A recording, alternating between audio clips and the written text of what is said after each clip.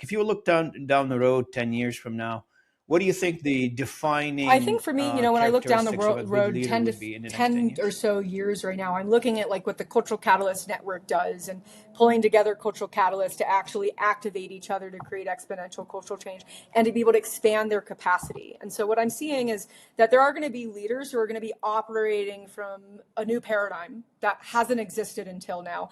And the old paradigm is going to have a lot of problem with this, quite frankly. And there's a quote from Boyazzi's book that says from Machiavelli back in 1515, literally a strategist on how systems change happen, is that the current systems are not designed for new systems to be born out of them. The current systems are actually designed to keep themselves safe. And so for the people who are here to create something new, they're literally going to be operating in an entirely different paradigm. And this different paradigm, well, when we look at the founder of Oracle, he says, when you're innovating something new, there's two ways that people can look at you. They look at you as completely batshit crazy. And then the other side of it is you are innovating and creating something that you've never done before. And that's exactly what we're going to be able to be sitting in. There's going to be people who are creating things that people are going to like, you are crazy. And then the other people are like, thank God, this is exactly what's needed. You are literally modeling a new type of leadership. You are showing how we can create regenerative systems and not just extractive systems.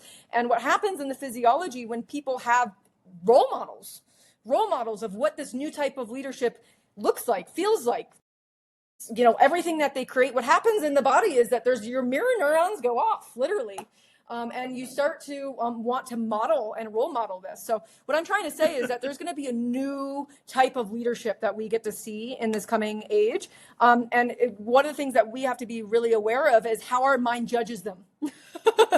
And all of the stories that the mind is going to have about how they're bad and how they're wrong and they're terrible and they're crazy and the emotional daggers that we throw at these people for doing something completely revolutionary. And then, of course, on the other side of it, people are like, that was amazing, right? And then they weren't part of that process of that actually happening. And so, and that's the birthing of something new. We're going to see newness happen, and we need it right now. We're at a tipping point in the positive and the negative, and we all have our own part and our frequency and our consciousness and our behaviors and our thoughts and our attitudes.